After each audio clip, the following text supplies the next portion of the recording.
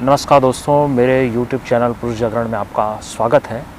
और आज हम बात करेंगे मैरिटल रेप बिल के बारे में। और ये काफ़ी चर्चा का विषय है और कई संगठनों द्वारा इसका विरोध भी किया जा रहा है। और दिल्ली हाई कोर्ट में करुणा नंदी नाम की महिला एडवोकेट ने इस पिटीशन को लगाया है कि मैरिटल लाइफ में जितनी भी विवाहित महिलाएं हैं उनके साथ ज़्यादातर उनकी मर्जी के खिलाफ यौन संबंध बनाया जाता है पतियों द्वारा, तो इसे भी क्रिमिनलाइज किया जाए।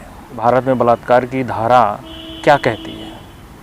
तो सबसे पहले इस विषय पर बात करने से पहले हम बलात्कार की धारा क्या इंडिया में कहती है वो पहले जानने का प्रयास करते हैं।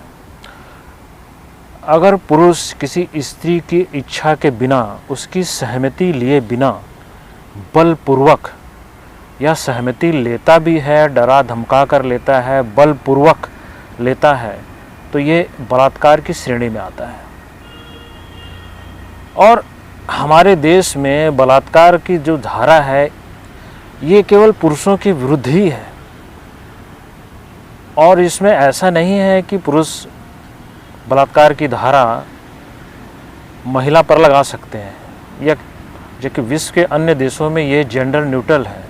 एक पुरुष भी एक महिला पर बलात्कार का केस कर सकता है यदि उसकी सहमति के बिना यौन संबंध बना है। लेकिन भारत में हम इसकी कल्पना भी नहीं कर सकते। अक्सर हमारे पुरुष संगठन इस बात की मांग करते रहते हैं कि कोई भी कानून बनाया जाए तो उसको जेंडर न्यूट्रल बनाया जाए।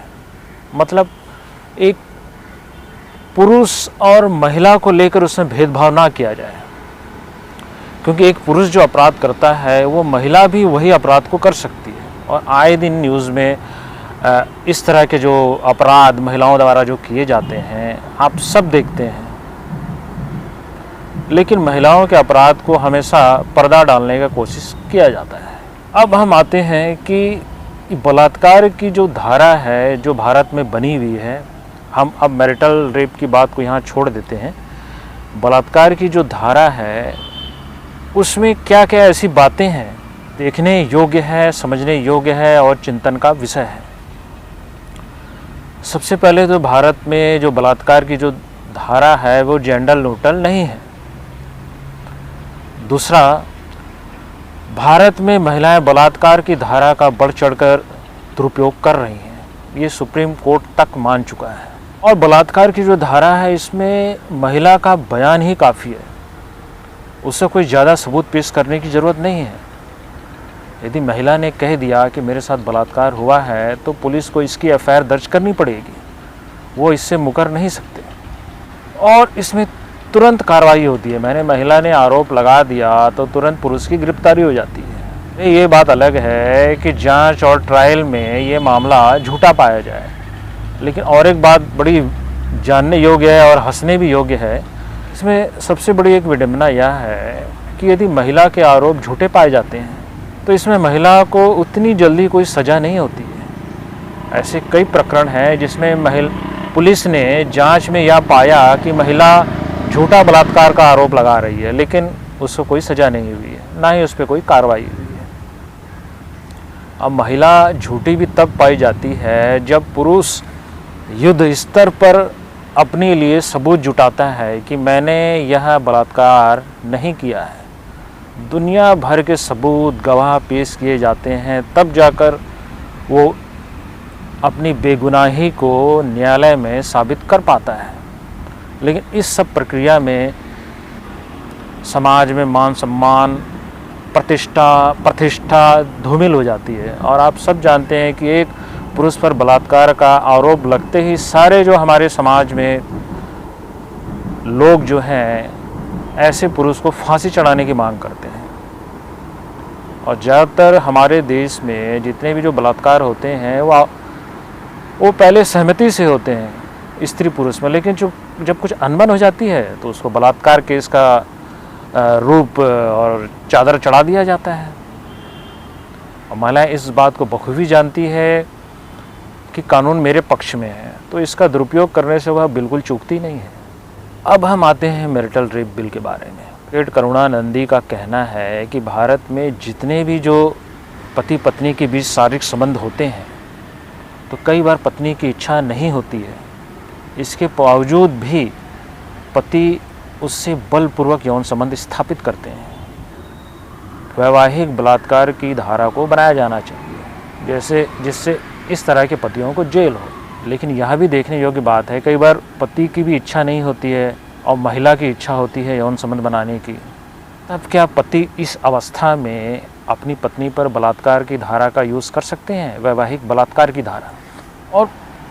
और एक बात समझने और जानने योग्य है कि महिलाओं के लिए वैसे 50 कानून भारत में बनकर तैयार हैं, जिसमें 498A दहेज प्रताड़ना, घरेलू हिंसा, ऐसे कानून हैं, ख़ास तौर पे घरेलू हिंसा कानून, जो ये पूरी तरह से महिलाओं के साथ हुई हिंसा, चाहे वो मानसिक हो चाहे शारीरिक, उनकी सुरक्षा के लिए बना है। अब मानसिक हो चाहे शारीरिक, इससे आप समझ सकते हैं कि यदि उसके साथ बलपूर्वक यौन संबंध बनाता है तो वह अपने पति के खिलाफ घरेलू हिंसा का केस कर सकती है, क्योंकि इसमें तो सारी तरह की हिंसा संविधान में इसको डिफ़ाइन किया गया है कि क्या क्या करने से वो घरेलू हिंसा कहलाएगी। इसके बावजूद भी मैरिटल रेप कानून लाने का जो ये प्रयास है, ये बिल्कुल मूर्खतापूर्ण कार्य है। इस तरह के कानून बनाने की जो चर्चा चलती है, तो अन्य देशों का उदाहरण दिया जाता है। देखिए, अन्य देशों में वहाँ का रहन सहन, वहाँ की परंपरा, वहाँ का माहौल या कल्चर कहें, एकदम भारत से भिन्न है। और इस तरह के देशों में जो परिवार व्यवस्था है वो छिन्न भिन्न हो चुकी है। ये तो हमारे जैसे कुछ पूर्वी देशों को देखकर अभी अभी इनकी परिवार व्यवस्था का इनको महत्व पता चला है।